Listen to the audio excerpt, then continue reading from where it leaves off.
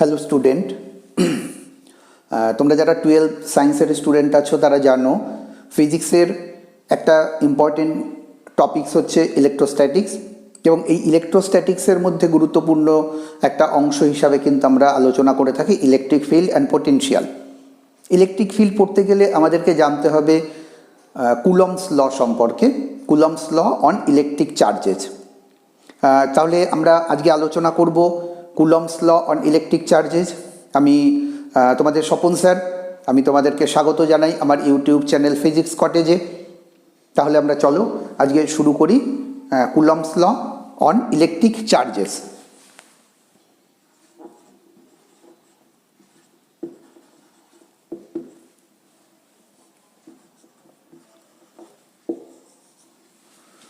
Coulomb's law,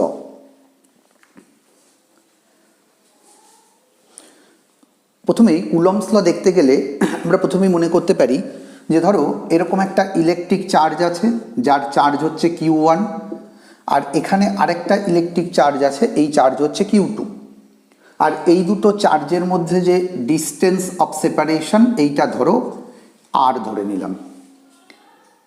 এই Coulomb's law দেখতে গেলে আমাদের প্রথমেই যেটা দেখতে হবে যে কখন কুলম্বস লটা অ্যাপ্লিকেবল হবে, মানে কুলম্বস ল অ্যাপ্লাই করতে গেলে এখানে দুটো কন্ডিশন আমাদেরকে মনে রাখতে হবে। কি কন্ডিশন মনে রাখতে হবে না, ফার্স্ট কন্ডিশন হচ্ছে দেখো এই যে চার্জ দুটো আমরা ধরে নেব এই দুটো চার্জই কিন্তু পয়েন্ট চার্জ, এইটা হচ্ছে পয়েন্ট চার্জ।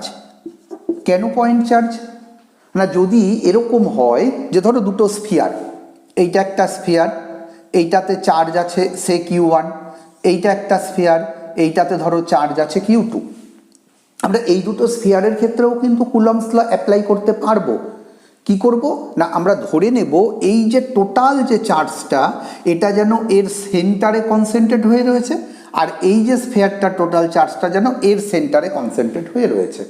মানে আমরা ধরে নেব যে ওটা এক্সটেন্ডেড বডি হলেও টোটাল চার্জটা যেন ওর একটা পার্টিকুলার পয়েন্টে কনসেন্ট্রেট হয়ে থাকে। যদি হয় তাহলে আমরা কিন্তু কুলম্বস ল এক্ষেত্রে অ্যাপ্লাই করতে পারবো। সেই জন্য আমরা প্রথমেই ধরে নিচ্ছি যে চার্জটা হচ্ছে পয়েন্ট চার্জ। আর কি দেখো আমরা এখানে বললাম যে দুটো চার্জের মধ্যে যে সেপারেশন এটা হচ্ছে R, এই R এর কিন্তু একটা লিমিট আছে। কি লিমিট না, এই যে দুটো চার্জের ভিতরে যে ডিস্টেন্সটা, এই ডিস্টেন্সটা কিন্তু অবভিয়াসলি 10⁻⁻15 মিটার, এই রেঞ্জের চাইতে অবভিয়াসলি গ্রেটার হতে হবে, বড় হতে হবে। কারণ আমরা ধরে নিই যে নিউক্লিয়ার ডিস্টেন্স হচ্ছে 10⁻⁻15 মিটার, এই অর্ডারে হয়। সেই জন্য এই চার্জ দুটোর ভিতরে যেন সেপারেশনটা 10⁻⁻15 সেন্টিমিটারের চাইতে বড় থাকে। যদি 10⁻⁻15 সেন্টিমিটারের চাইতে কম থাকে তাহলে কি কুলম্বস ল অ্যাপ্লিকেবল হবে না? কুলম্বস ল অ্যাপ্লিকেবল হবে, কিন্তু সেক্ষেত্রে কি হবে, নিউক্লিয়ার ফোর্সটা যেহেতু খুব স্ট্রং ফোর্স, তখন কিন্তু এই কুলম্বস লয়ের এই যে এক্সপ্রেশনটা বা এর যে এফেক্টটা সেটা আমরা কিন্তু সেইভাবে করে এক্সপেরিয়েন্স করতে পারবো না। সেই জন্য আমরা ধরে নিচ্ছি যে এদের মধ্যে ডিস্টেন্সটা 10⁻⁻15 মিটার, এর চাইতে বড় অবশ্যই ডিস্টেন্সটা থাকছে। তাহলে দেখো কুলম্বস ল আমার কি বলছে, কুলম্বস ল বলছে যে যদি এই দুটো চার্জ Q1 এবং Q2 এদের মধ্যে যে ফোর্সটা থাকবে, ফোর্সটা আমরা জানি দুটো যদি লাইক চার্জ হয় তাহলে তাদের মধ্যে হবে রিপালসিভ ফোর্স মানে বিকর্ষণ বল, আর দুটো যদি সিমিলার চার্জ ডিসলাইক চার্জ হয়, দ্যাট ইজ একটা প্লাস একটা মাইনাস হয়, তখন তাদের মধ্যে কাজ করবে কিন্তু অ্যাট্রাকটিভ ফোর্স আকর্ষণ বল। তা আমরা এই জায়গা থেকে Q1 এবং Q2 এখানে কিন্তু আমরা কিছু বুঝতে পারছি না যে Q1 পজিটিভ না Q2 পজিটিভ না কোনোটা নেগেটিভ। সেই জন্য এদের মধ্যে আমরা বলছি এদের মধ্যে ফোর্স।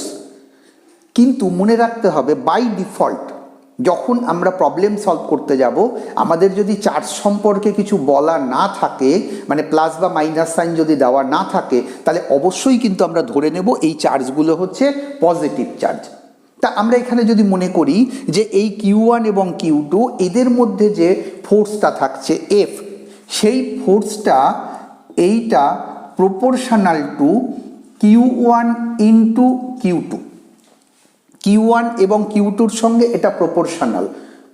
কখন এটা কিন্তু খেয়াল করতে হবে, হোয়েন আর কনস্ট্যান্ট, এই আরটা কিন্তু কনস্ট্যান্ট, তার মানে এদের মধ্যে যে ডিস্টেন্সটা, এই ডিস্টেন্সটা কিন্তু কনস্ট্যান্ট থাকছে, তাহলেই এই চার্জ দুটোর প্রোডাক্টের সঙ্গে, গুণফলের সঙ্গে এফ প্রপোর্শনাল হবে।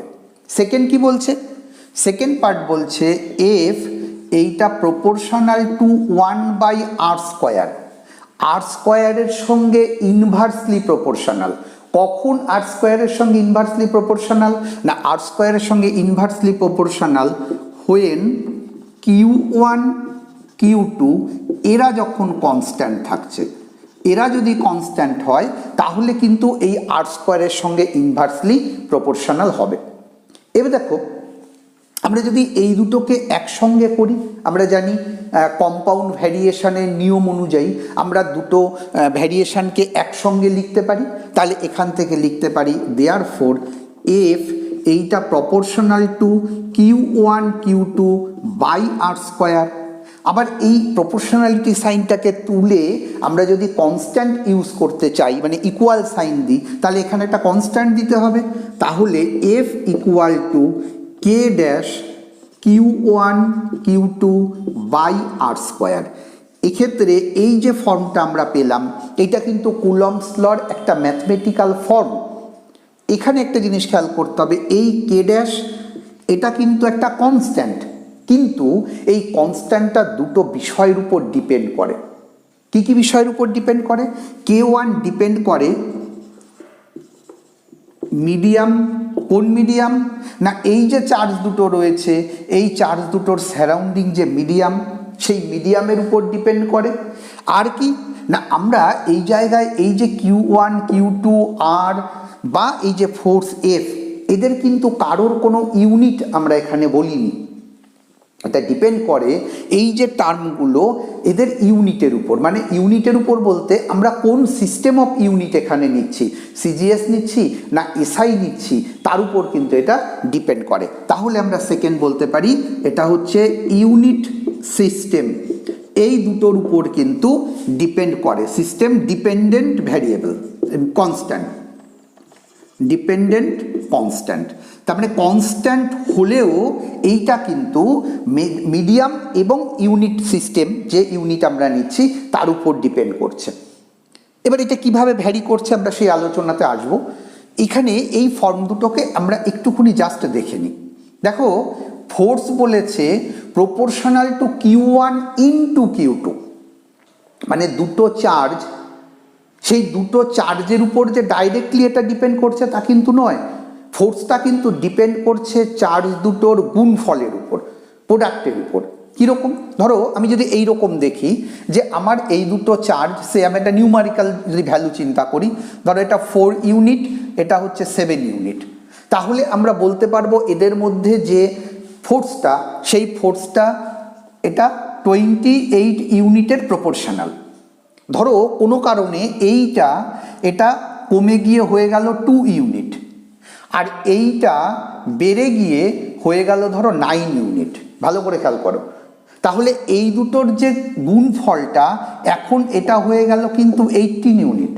লক্ষ্য করো সেকেন্ড চার্জটা কিন্তু এক্ষেত্রে ইনক্রিজ করলো, অথচ যেহেতু তাদের দুজনের প্রোডাক্টটা ডিক্রিজ করে গেল, সেই জন্য এদের মধ্যে যে ফোর্সটা, সেই ফোর্সটা কিন্তু ডিক্রিজ করে যাবে। তার মানে দুটো চার্জের মধ্যে যে ফোর্সটা, সেই ফোর্সটা কিন্তু ইন্ডিভিজুয়ালি দুটো চার্জের উপর ডিপেন্ড করছে না, ডিপেন্ড করছে ওই চার্জ দুটোর গুণফলের উপর। যদি গুণফলটা আলটিমেটলি ইনক্রিজ করে তাহলে তাদের মধ্যে ফোর্স ইনক্রিজ করবে, যদি ডিক্রিজ করে তাহলে কিন্তু ডিক্রিজ করবে। এখানে একটা জিনিস খেয়াল করো, এই যে ফোর্সটা এফ এর কথা বললাম, এই ফোর্সটা কে দিচ্ছে, না এই ফোর্সটা কিন্তু Q1 দিচ্ছে Q2-র উপর, Q2 দিচ্ছে Q1 এর উপর। মানে এদের দুজনের মধ্যে কিন্তু এই ফোর্সটা, মানে দুজন দুজনকে ফোর্স দিচ্ছে। মজাটা লক্ষ্য করো, যখন আমার এই ফার্স্ট সেটটা ছিল 4 ইউনিট এবং 7 ইউনিট, তখন 4 ইউনিট এর উপরে ফোর্স দিচ্ছিল 28, 7 এর উপরে ফোর্স দিচ্ছিল সে 28। এবার যখন A2 হয়ে গেল, দেখো এ কিন্তু এর উপরে এবার এই 7 এর উপরে, সরি 7 নেই, এখন এটা হয়ে গেছে 9, 9 এর উপরে ফোর্স দিচ্ছে কিন্তু 18। এবার এই চার্জটা কিন্তু বেড়েছে, কিন্তু বাড়ার পরেও ও কিন্তু 2-র উপরে ফোর্স দিচ্ছে মাত্র 18। তার মানে ও নিজে ইনক্রিজ করেছে, কিন্তু নিজে ইনক্রিজ করলেও অন্যের উপরে সে যে গেটার ফোর্স দিতে পারবে আগের চাইতে তা কিন্তু নয়, এক্ষেত্রে কিন্তু ফোর্সটা কমে যাচ্ছে। সেই জন্য মাথায় রাখতে হবে চার্জ দুটোর প্রোডাক্টের উপর কিন্তু ডিপেন্ড করছে যে এইটা কত হবে, মানে এদের ফোর্সটা বাড়বে না কমবে। আচ্ছা, এবার আমরা চলে আসি এই সেকেন্ড পার্টটাতে। সেকেন্ড পার্টটা কি বলছে দেখো, সেকেন্ড পার্টটা বলছে যে যদি আমরা এই ডিস্টেন্সটাকে চেঞ্জ করি, ধরো এখানে যে ডিস্টেন্সটা রয়েছে এই ডিস্টেন্সটা যদি এখন ডাবল হয়ে যায়, তাহলে ডাবল হয়ে যাওয়া মানে কিন্তু অটোমেটিক্যালি এই ফোর্সটা আরটা এখন 2r হয়ে যাবে, তাহলে ফোর্সটা কিন্তু 1/4 হয়ে যাবে। তার মানে ডিস্টেন্স ডাবল হলে ফোর্সটা ওই ডাবলের স্কোয়ার হিসাবে ডিক্রিজ করবে, যদি তেমনি 3 গুণ হয়ে যায় তাহলে কিন্তু 1/9 হয়ে যাবে। এটাও কিন্তু আমাদের ফোর্সের ভ্যারিয়েশনের একটা অংশ হিসাবে এখানে কাজে লাগছে। আচ্ছা, এবার দেখো, তাহলে আমরা যেহেতু দেখলাম এটা মিডিয়াম ডিপেন্ডেন্ট এবং এটা ইউনিট ডিপেন্ডেন্ট, তাহলে আমরা এই ফোর্সটাকে মানে কুলম্বস লয়ের এই টার্মগুলোকে আমরা কিভাবে লিখতে পারি? দেখো, আমরা যদি এইরকম মনে করি যে আমরা সিজিএস সিস্টেমে লিখব, সিজিএস সিস্টেমে, এবং এই চার্জ দুটো এরা মনে করো এয়ারের মধ্যে রয়েছে, এই চার্জ দুটো রয়েছে এয়ার। এখানে একটা জিনিস খেয়াল করতে হবে, আমরা এয়ারের এবং ভ্যাকুমের ক্ষেত্রে কিন্তু সেম ধরে নিই প্রপার্টিসটা।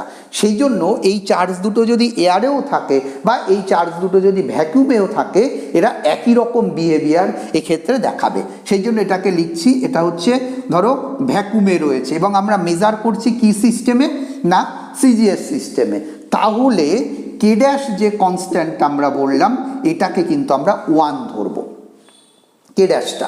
তাহলে তখন আমরা লিখতে পারি F equal to Q1 Q2 by R square. এইটা কিন্তু mathematical forms of Coulomb's law in CGS system in air. CGS সিস্টেমের ক্ষেত্রে এয়ার বা ভ্যাকুমের ক্ষেত্রে কুলম্বস ল কিন্তু এই ফর্মটা এক্ষেত্রে লাভ করলো। এবার ধরো আমি যদি সিজিএস সিস্টেমে না নিতে চাই, আমি যদি এবার মনে করি না আমার সিস্টেমটাকে আমি এসআই সিস্টেমে নেব, তাহলে কি দাঁড়াবে ব্যাপারটা লক্ষ্য করো। ধরো আমরা যদি সিস্টেমটাকে এসআই সিস্টেম নিই, তাহলে সিস্টেমটা হচ্ছে এসআই সিস্টেম, আর মিডিয়ামটাকে আমরা আগের মতনই লিখছি এয়ার বা ভ্যাকুম। যখন আমরা এইভাবে করে এয়ার বা ভ্যাকুম নেব মিডিয়ামটাকে, তখন আমাদের এই ফর্মটা যেটা হয়ে যাবে কে ড্যাশ যে কনস্ট্যান্টটার কথা বলছিলাম, এটা হয়ে যাবে 1/4 পাই ইপসাইলন 0। এই ইপসাইলন এইটা হচ্ছে একটা Greek letter.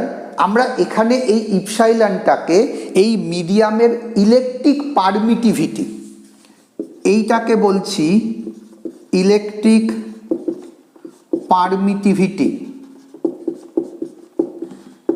Permittivity of air বা এক্ষেত্রে ভ্যাকুম, যাই আমরা বলি না কেন, electric permittivity of air or vacuum. এটা কত মান, এর ইউনিট কি আমরা পরে আসছি। তাহলে দেখো, আমরা যদি এসআই সিস্টেমে এবার এই ফোর্সটাকে লিখতে চাই, তাহলে এফ ইকুয়াল টু হবে 1/4 pi epsilon 0 Q1 Q2 by R square. F equal to 1/4 pi epsilon 0 Q1 Q2 by R square. এই যে ফর্মটা আমরা পেলাম, এইটা কিন্তু এসআই সিস্টেমে এয়ার বা মিডিয়ামের ক্ষেত্রে, এয়ার বা ভ্যাকুমের ক্ষেত্রে এই কুলম্বস লয়ের ম্যাথমেটিক্যাল ফর্মটা। আমাদের এই দুটোই কিন্তু বিভিন্ন সময়ে বিভিন্নভাবে আমরা কাজে লাগাবো।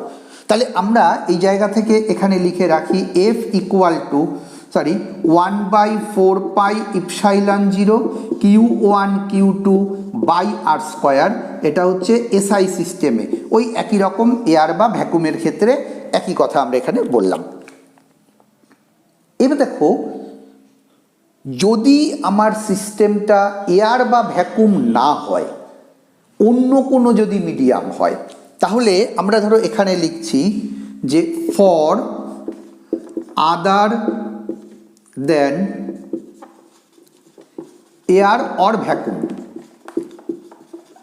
যদি এয়ার এবং ভ্যাকুম ছাড়া অন্য কোনো মিডিয়াম হয় তাহলে কিন্তু আমরা এখান থেকে লিখব F equal to 1/4 epsilon Q1 Q2 by R square. দেখো এক্ষেত্রে এই যে ইপসাইলন, এখানে আমরা লিখেছিলাম ইপসাইলন 0, এখানে কিন্তু লিখছি ইপসাইলন। এই ইপসাইলন হবে electric permittivity of that very medium, মানে আমরা যে মিডিয়ামের মধ্যে এই চার্জগুলোকে রেখেছি সেই মিডিয়ামের ইলেকট্রিক পারমিটিভিটি। তার মানে ধরো আমি যদি এই জিনিসটাকে কোথাও ওয়াটার ভেপার রয়েছে, ময়েশ্চার রয়েছে, তার মধ্যে ধরো আমার এই চার্জ দুটো রয়েছে, তাহলে তখন এই ইপসাইলন হবে ওই ময়েশ্চার এয়ারের পারমিটিভিটি, ইলেকট্রিক পারমিটিভিটি। আচ্ছা, এবার এখান থেকে আমরা এই জায়গাটাকে একটুকুনি জাস্ট আলোচনা করে নিই, তারপর এই ইপসাইলন 0 কীভাবে চেঞ্জ হয় এগুলোতে আমরা চলে আসব। এবার দেখো, যদি আমরা কোনো একটা পার্টিকুলার মিডিয়ামের ক্ষেত্রে দেখি পারমিটিভিটি হচ্ছে ইপসাইলন, আর এইটা হচ্ছে এয়ারের ক্ষেত্রে বা ভ্যাকুমের ক্ষেত্রে, তাহলে এক্ষেত্রে আমরা আরেকটা টার্ম আলোচনা করে থাকি, সেটা হচ্ছে রিলেটিভ ইলেকট্রিক পারমিটিভিটি।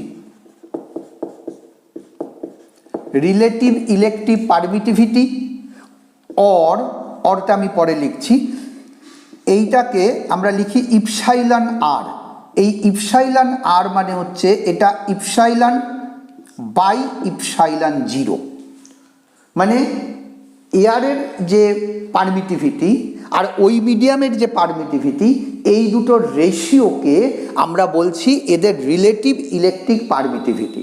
এই রিলেটিভ ইলেকট্রিক পারমিটিভিটি ইপসাইলন আর, এইটাকে আমরা কখনো বলতে এখানে আমরা এটাকে কে দিয়ে এটাকে ডিনোট করে থাকি, কে দিয়ে। এই যখন এটাকে কে দিয়ে ডিনোট করব, দেখো এই কেটাকে বলা হয় die electric constant, die electric constant.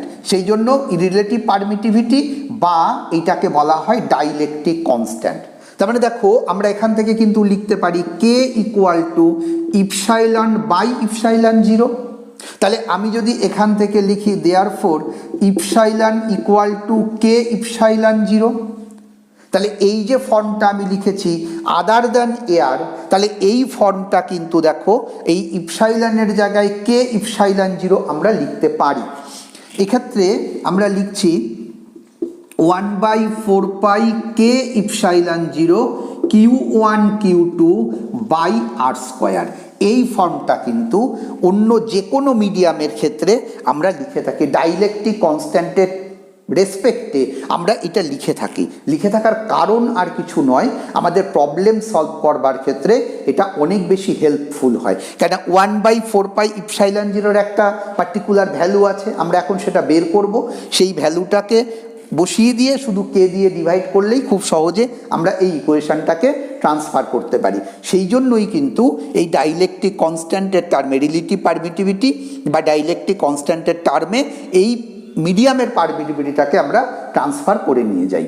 আচ্ছা, এই যে রিলেশনটা, যে কিভাবে আমরা এই রিলেশনটা এক্সপ্রেস করতে পারি, কিভাবে বোঝাতে পারি, এইটা আমরা পরবর্তীতে যখন ইলেকট্রিক ফিল্ড নিয়ে আলোচনা করব তখন এই জায়গাটা তখন আলোচিত হবে।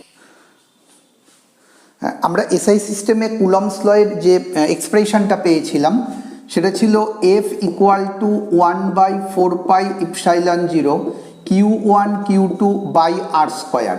এটা ভ্যাকুমে বা এয়ারের ক্ষেত্রে।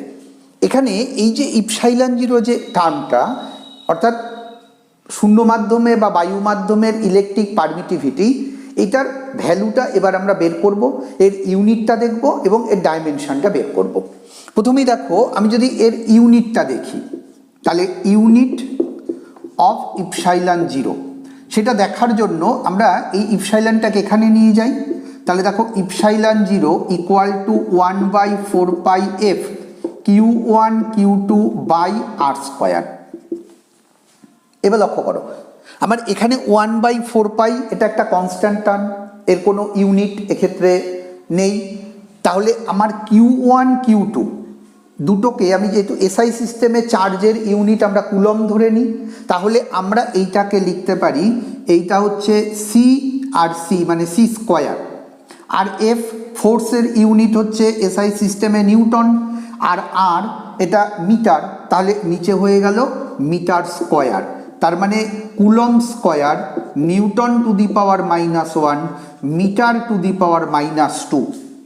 এইটা কিন্তু আমার ইপসাইলন জিরোর এর এসআই সিস্টেমে ইউনিটটা।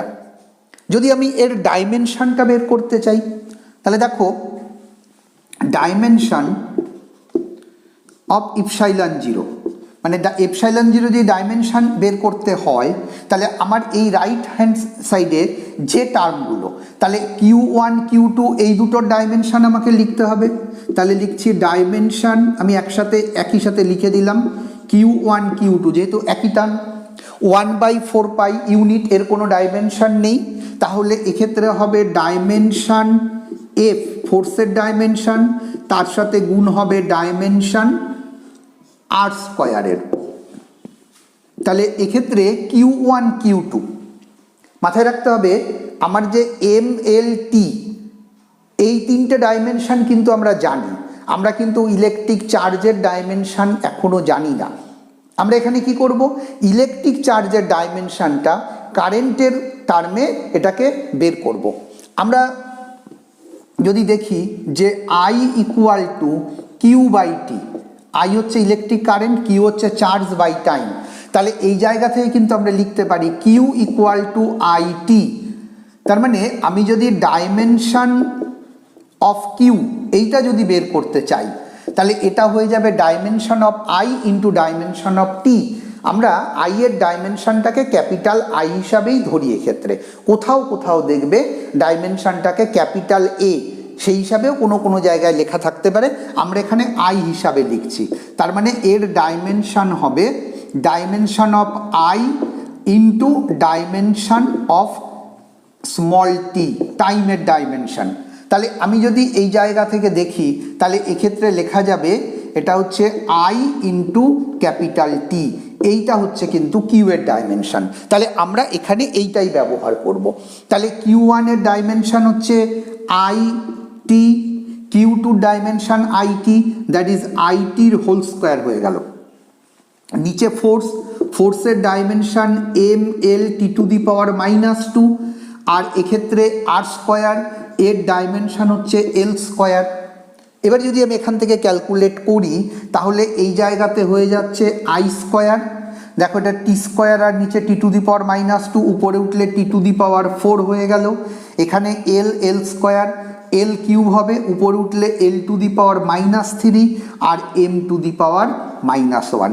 এটাকে যদি আমরা সিকোয়েন্স অনুযায়ী লিখি, তাহলে M to the power -1, L to the power -3, T to the power 4 I square. এটাই হবে কিন্তু ইপসাইলন জিরোর ডাইমেনশন। এবার দেখো এই যে ইপসাইলন জিরো, এই ইপসাইলন জিরোটার মানটা কত, ভ্যালুটা কত।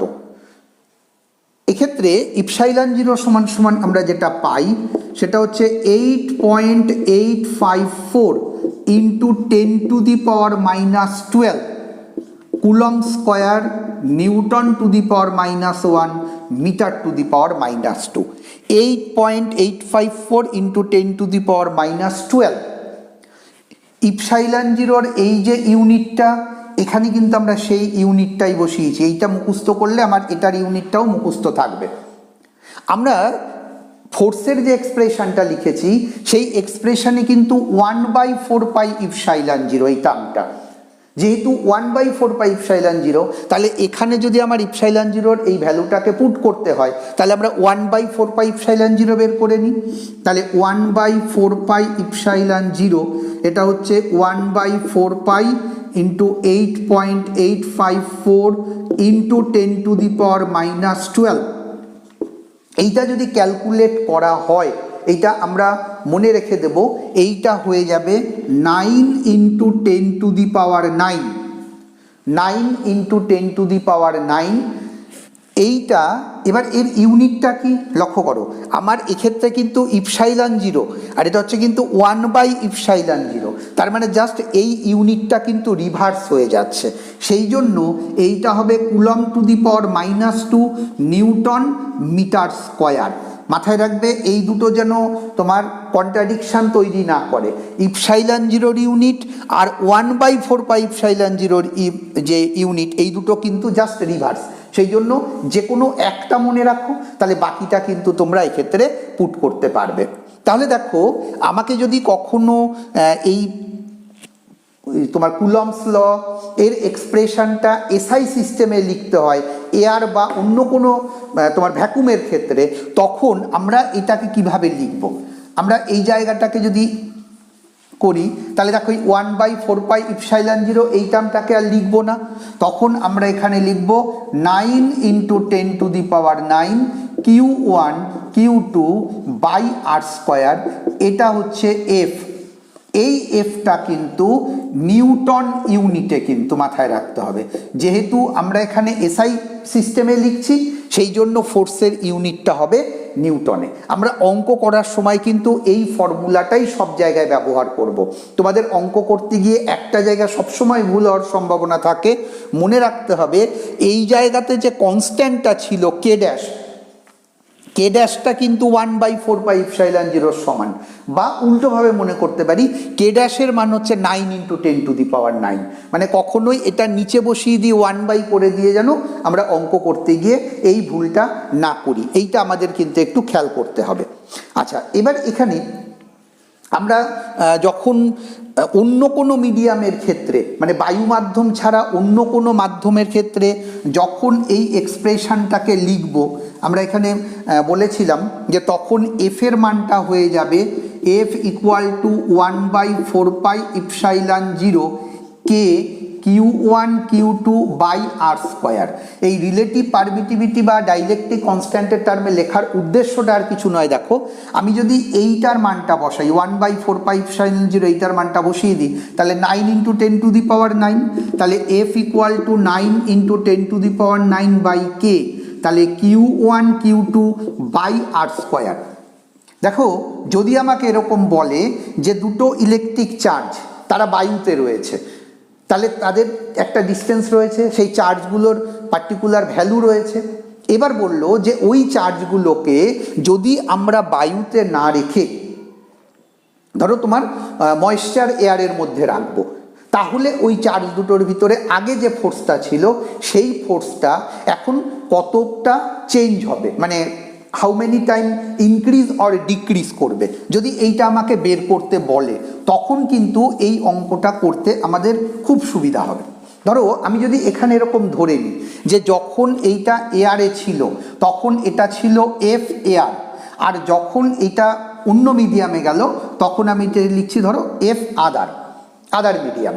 তাহলে আমি যদি এখান থেকে ক্যালকুলেট করি F other by F air, এই দুটোকে তুমি এইটা বাই এইটা যদি রেশিও করো তাহলে দেখো এই 9 × 10⁹ এইটা কেটে যাবে, এই দুটো কেটে যাবে, দেখো এটা যেহেতু কে নিচে ছিল তাহলে আমরা এখান থেকে করলে এটা হয়ে যাবে 1/K। তার মানে কি দাঁড়াচ্ছে না, আমার যদি ডাইলেকট্রিক কনস্ট্যান্ট আমরা জানতে পারি তাহলে খুব সহজে বলতে পারবো যে আমার ওদের মধ্যে ফোর্স অফ অ্যাট্রাকশন বা রিপালশনটা কীরকম বাড়বে বা কমবে। দেখো যদি আমরা এরকম দেখি যে আমার এই মিডিয়ামটা হচ্ছে কে নিচে রয়েছে, তাহলে আমি যদি এয়ারের ক্ষেত্রে দেখি, আমার যদি বলে দেয় যে এটা ময়েশ্চার এয়ারের ক্ষেত্রে কে এর মান হচ্ছে 80, তাহলে তখন আমরা বলতে পারবো যেটা যদি 80 হয় তাহলে দেখো এটা হয়ে যাবে এয়ারে যা এদের মধ্যে ফোর্স অফ অ্যাট্রাকশন থাকবে তার 80/1 1/80 টার্ম এটা চেঞ্জ হয়ে যাবে। সেই জন্য অঙ্ক করতে সুবিধা হবে বলেই কিন্তু আমরা 1/4 ইপসাইলন জিরোকে এই ফর্মেই সাধারণত এটাকে নিয়ে আসি। এবার আমরা যেটা আলোচনা করব এই কুলমস ল, একে যদি আমরা ভেক্টরিক্যালি রিপ্রেজেন্ট করতে চাই, তার মানে vector form of Coulomb's law, এইটা এবার আমরা আলোচনায় আসব। এবার দেখো তাহলে vector forms of Coulomb's law আমরা যদি এখানে দেখি, আমরা এখানে কি ধরে নিলাম, আমরা ধরে নিলাম ধরো ও অরিজিন, এই অরিজিনের থেকে এখানে একটা চার্জ Q1, এখানে একটা চার্জ আছে Q2, তাহলে ও অরিজিন রেসপেক্টে Q1 এর পজিশন ভেক্টর R1 আর Q2 পজিশন ভেক্টর হচ্ছে R2।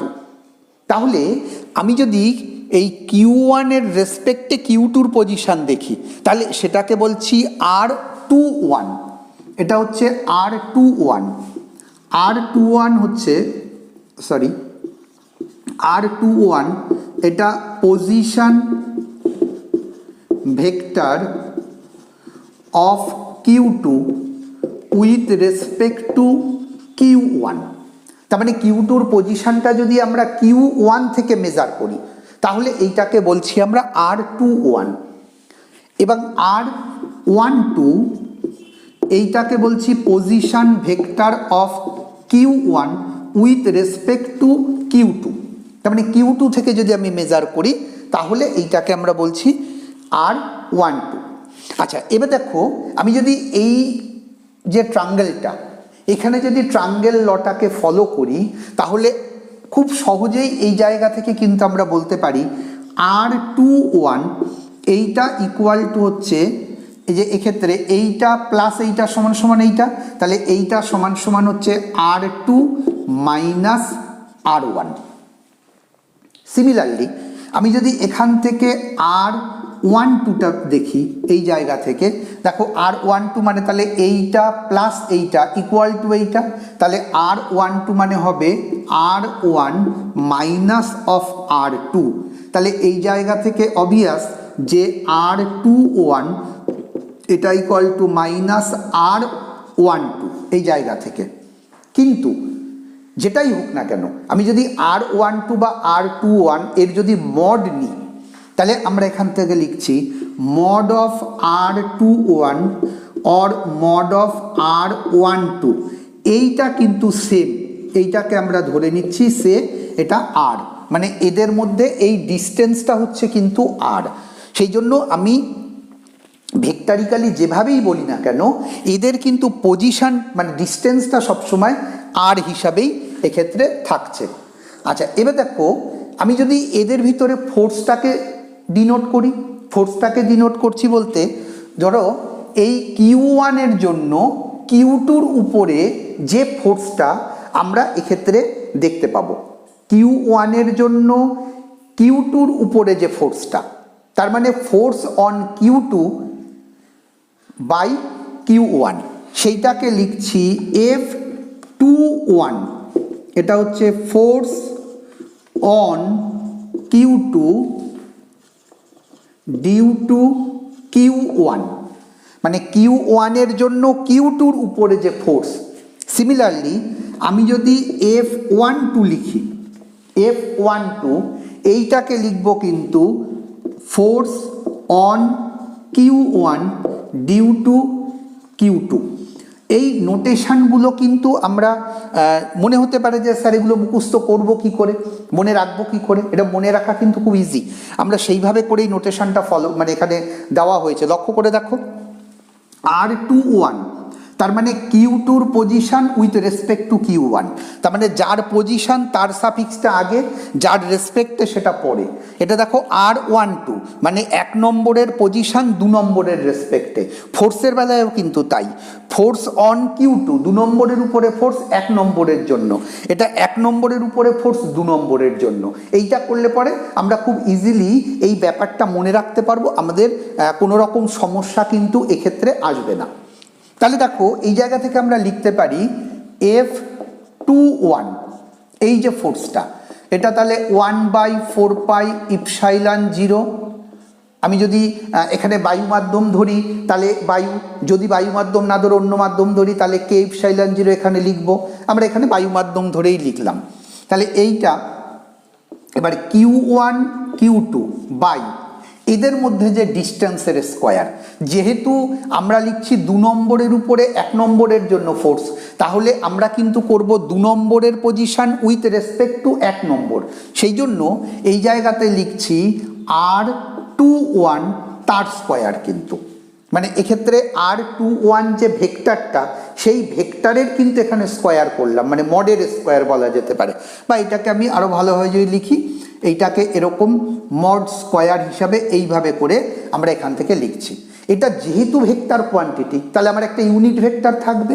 ইউনিট ভেক্টর কোনটা না, এটা হচ্ছে R21 ইউনিট ভেক্টর, মানে এই বরাবর R21 বরাবর যে ইউনিট ভেক্টর সেটা হচ্ছে R21 ইউনিট ভেক্টর।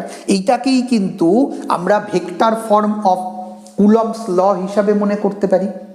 বা ধরো এটাকে যদি আমি আরেকটু পরিবর্তন করি, 1/4πε0 Q1 Q2, আমি যদি R21 দিয়ে উপর নিচে গুণ করে দিই তাহলে এই ইউনিট ভেক্টরটা এখন ভেক্টরে কনভার্ট হয়ে যাবে, আর নিচের এই যে টার্মটা এটা হয়ে যাবে R21 এর মড তার হোল কিউব, আর এখানে হয়ে যাবে R21 ভেক্টর। এটাও কিন্তু এই কুলম্বস লয়ের আরেকটা ভেক্টর ফর্ম। আমি যদি R12টাকে এই ফর্মের এই যে এই টার্মটাতে আমরা লিখি পজিশন, দুটোর পজিশন ভেক্টরের টার্মে, তাহলে আমরা এখান থেকে কিন্তু লিখতে পারি 1/4πε0 Q1 Q2 by R2 minus R1, এই দুটো ভেক্টর তার মডের কিউব, আর এখানে হচ্ছে R21। আমি যেভাবেই লিখি না কেন, আমরা এখানে বললাম যে R21 R12 এটা হচ্ছে R, তাহলে আমরা এইটাকে কিন্তু একটু সিম্পল ফর্মে লিখতে পারি। সরি, এখানে আমরা লিখি 21, তাহলে F21 এইটা সমান সমান 1/4πε0 Q1 Q2 by R cube, এখানে কিন্তু R21 এই ইউনিট ভেক্টর এইটা। সিমিলারলি আমি যদি 1 নম্বরের উপরে 2 নম্বরের জন্য ফোর্সের টার্মটা লিখি তাহলে এক্ষেত্রে আমরা লিখতে পারবো F12 এইটা equal to 1/4πε0 Q1 Q2 by R square, এটা হচ্ছে R কিউব, এটা হয়ে যাবে কিন্তু R12 ভেক্টর। এবার ব্যাপারটাকে এই জায়গা থেকে একটু খেয়াল করো। ধরো আমি যদি এই চার্জটার এই Q1 চার্জের জন্য Q2 চার্জের উপরে ফোর্সটা দেখি তাহলে এই ফোর্সটা এই ডিরেকশানে। যদি Q1 এবং Q2 দুটো equal that is similar charge হয়, তার মানে দুটোই যদি পজিটিভ বা দুটোই নেগেটিভ হয়, তাহলে Q1 এই Q2কে এই দিকে রিপালসিভ ফোর্স দেবে। তাহলে দেখো তখন কিন্তু Q2-র উপরে যে ফোর্সটা সেটা কিন্তু এই ডিরেকশানে, দ্যাট ইজ R21 এর ডিরেকশানে। তার মানে যখন এরা সিমিলার চার্জ হবে তখন কিন্তু এই F12 এটা হবে R21 এর বরাবর। কিন্তু যদি এদের মধ্যে দুজন যে কোনো একজন মানে এরা যদি ডিসিমিলার চার্জ হয়, একটা প্লাস একটা মাইনাস, তাহলে ধরো এই যে চার্জটা, তখন এই চার্জটাকে ও এই দিকে অ্যাট্রাক্ট করবে, তখন force on Q2 due to Q1 এটা এই ফর্মটা একই থাকবে। তখন কিন্তু এই R21টা আর থাকবে না, তখন কিন্তু এটা হয়ে যাবে minus R21 that is R12। তার মানে অ্যাট্রাকটিভ ফোর্স হলে কিন্তু তখন এইটা R12 বরাবর হবে, আর রিপালসিভ ফোর্স হলে R21 বরাবর এক্ষেত্রে হবে। এই যে ভেক্টর যে নোটেশন, এই নোটেশনটা কিন্তু আমাদের ক্ষেত্রে এক্ষেত্রে খুব গুরুত্বপূর্ণ। আমাদের বিভিন্ন ক্ষেত্রে যখন এর এক্সপ্রেশনগুলো লিখতে হবে তখন এই নোটেশনগুলো আমাদের ফলো করতে হবে। এবার চলে আসি যে এই যে ইলেকট্রিক যে ফোর্স আমরা পেলাম, ইলেকট্রোস্ট্যাটিক্সের ক্ষেত্রে যে ফোর্স পেলাম, এই ফোর্সের সঙ্গে আমাদের নেচারের আরও কিছু ফোর্স আছে, যেমন গ্র্যাভিটেশনাল ফোর্স। তাদের ভিতরে কিন্তু কিছু সিমিলারিটিজ আছে, কিছু ডিসিমিলারিটিজ আছে। তাহলে গ্র্যাভিটেশনাল ফোর্স এবং ইলেকট্রোস্ট্যাটিক্স ফোর্স, এদের মধ্যে সিমিলারিটিস কোথায়? দেখো দুটো ইলেকট্রিক চার্জ Q1 এবং আরেকটা চার্জ Q2, তাদের মধ্যে ডিস্টেন্সটা হচ্ছে R। তাহলে এদের মধ্যে যে ইলেকট্রোস্ট্যাটিক ফোর্স, আমি এখানে ভেক্টরিক্যালি লিখছি না, তাহলে F equal to 1/4πε0 Q1 Q2 by R square, এটা হচ্ছে ইলেকট্রোস্ট্যাটিক ফোর্স। আমি যদি গ্র্যাভিটেশনাল ফোর্স দেখি, ধরো এই যে দুটো চার্জ পার্টিকেল, এরা দুটো দুটো স্ফিয়ার ছিল, তাহলে স্ফিয়ারের মাস ধরো দেওয়া রয়েছে, ধরো এরকম, এটার মাস m1 আর এটার মাস হচ্ছে m2, এদের মধ্যে সেপারেশনটা আরই ধরে নাও, তাহলে এদের মধ্যে যে গ্র্যাভিটেশনাল ফোর্স Fg সেটা হবে capital G m1 m2 by R square. তার মানে এই যে ফোর্সটা এবং এই যে ফোর্সটা, এই দুটোর যদি এক্সপ্রেশন দুটো দেখি তাদের ফর্মগুলো কিন্তু একই রকম। এটাও ডিস্টেন্সের স্কোয়ারের সঙ্গে ইনভার্সলি প্রপোর্শনাল, এটাও কিন্তু ডিস্টেন্সের স্কোয়ারের সঙ্গে ইনভার্সলি প্রপোর্শনাল। তার মানে এরা দুজন, এই দুটো লই কিন্তু ইনভার্স স্কোয়ার ল এইটাকে ফলো করে। আর কি না, এই যে দুটো ফোর্স, এই ফোর্স দুটো কিন্তু এই যে ধরো ইলেকট্রিক চার্জ দুটো, এদের যে এই যে জয়েনিং যে লাইন, এই লাইন বরাবর কিন্তু এই ফোর্সটা অ্যাক্ট করে। আমার এক্ষেত্রেও কিন্তু তাই গ্র্যাভিটেশনাল ফোর্সও কিন্তু এই যে মাস দুটো তাদের যে সেন্টার, এই সেন্টার বরাবর কিন্তু এই ফোর্সটা অ্যাক্ট করে, সেই জন্য এদেরকে আমরা বলতে পারি এটা হচ্ছে সেন্ট্রাল ফোর্স। কিন্তু এদের মধ্যে অনেক ডিফারেন্স রয়েছে। ফার্স্ট যে ডিফারেন্সটা সেটা হচ্ছে এই যে ইলেকট্রোস্ট্যাটিক ফোর্স, এটা কিন্তু অ্যাট্রাকটিভ ফোর্স হতে পারে, এটা রিপালসিভ ফোর্স হতে পারে, কিন্তু আমার এই গ্র্যাভিটেশনাল ফোর্স কিন্তু শুধুমাত্র অ্যাট্রাকটিভ ফোর্স। সেকেন্ড কি না, গ্র্যাভিটেশনাল ফোর্স এইটা এর যে সারাউন্ডিং মিডিয়াম, এই মিডিয়ামের উপর ডিপেন্ড করে না। এই যে জি, এই জিটা কিন্তু মানে আক্ষরিক অর্থেই এটা কনস্ট্যান্ট, এটা কোনো কিছুর উপর ডিপেন্ড করে না, এর কোনো চেঞ্জ হয় না। কিন্তু আমার এই যে 1/4πε0 এইটা কিন্তু মিডিয়াম ডিপেন্ডেন্ট আমরা বলেছি। তার মানে আমার এই যে দুটো ইলেকট্রিক চার্জ, তাদের মধ্যে অ্যাট্রাকটিভ ফোর্স বা তাদের মধ্যে রিপালসিভ ফোর্স, এটা কিন্তু তাদের মিডিয়ামের উপর ডিপেন্ড করে। সেই জন্য আমরা বলতে পারি যে গ্র্যাভিটেশনাল ফোর্স এবং ইলেকট্রোস্ট্যাটিক ফোর্স, এদের মধ্যে সিমিলারিটিস থাকলেও এদের মধ্যে ডিসিমিলারিটিসও অনেকটাই রয়েছে। তাহলে আমরা আজকে এই ভিডিওতে যেটা আলোচনা করলাম যে কুলম্বস ল কী কী কন্ডিশনের উপর ডিপেন্ড করে কুলম্বস লটা অ্যাপ্লিকেবল হবে, কুলম্বস লয়ের যে ম্যাথমেটিক্যাল ফর্ম এবং কুলম্বস ল যে মিডিয়াম ডিপেন্ডেন্ট, সে মিডিয়াম কোন এয়ারের ক্ষেত্রে কেমন হবে বা অন্য কোনো মিডিয়ামের ক্ষেত্রে এটা কেমন হবে, এবং তারপর দেখলাম vector forms of Coulomb's law. এবং এই ভেক্টর ফর্ম তারপর কুলম্বস লয়ের সঙ্গে আমরা দেখলাম যে গ্র্যাভিটেশনাল যে ল তার সঙ্গে কুলম্বস লয়ের ডিফারেন্সটা কোথায় বা এদের সিমিলারিটিস বা কোথায়। আশা করি আমাদের এই যে ভিডিওটা তোমরা দেখলে, এই ভিডিওটা তোমাদের সবারই উপকারে লেগেছে এবং নিশ্চয়ই তোমাদের থিওরিটা অনেক সহজ হয়েছে তোমাদের কাছে। আমরা পরের যে পার্টটা নিয়ে আসব সেখানে এই কুলম্বস লকে ব্যবহার করে প্রবলেম কিভাবে সলভ করতে হবে, আমরা বিশেষ কতগুলো প্রবলেম ধরে, মানে এই তোমার থিওরির ভিতরে এই থিওরিকে ব্যবহার করে যত ধরনের প্রবলেম সলভ করা যেতে পারে আমরা সেইগুলোকে একটা একটা করে এক্সাম্পল ধরে তোমাদের আলোচনা করব। আশা করি তোমাদের সেটাও খুব কাজে লাগবে। তোমরা ভিডিওগুলোকে দেখো, আর এই ভিডিওটা তোমাদের যদি কাজে লেগে থাকে বন্ধুদেরকে শেয়ার করে দিও, যাতে সবাই মিলে দেখতে পারে এবং তাদের প্রবলেমগুলো খুব ইজিলি সলভ করতে পারে। এখনও যারা আমার চ্যানেলটা সাবস্ক্রাইব করোনি তারা চ্যানেলটাকে সাবস্ক্রাইব করে নিও, আর তোমাদের প্রয়োজনীয় যে মতামত সেটা কমেন্ট করে জানিও। তোমাদের বিভিন্ন ভিডিও থেকে আমি বিভিন্ন রকমের কমেন্ট পাই, যেগুলো আমি সলিউশন করার চেষ্টা করি এবং নতুন নতুন ভিডিও করার উৎসাহ পাই। সেই জন্য তোমাদেরকে আবারও ধন্যবাদ জানাচ্ছি। তোমরা ভালো থেকো এবং সুস্থ থেকো।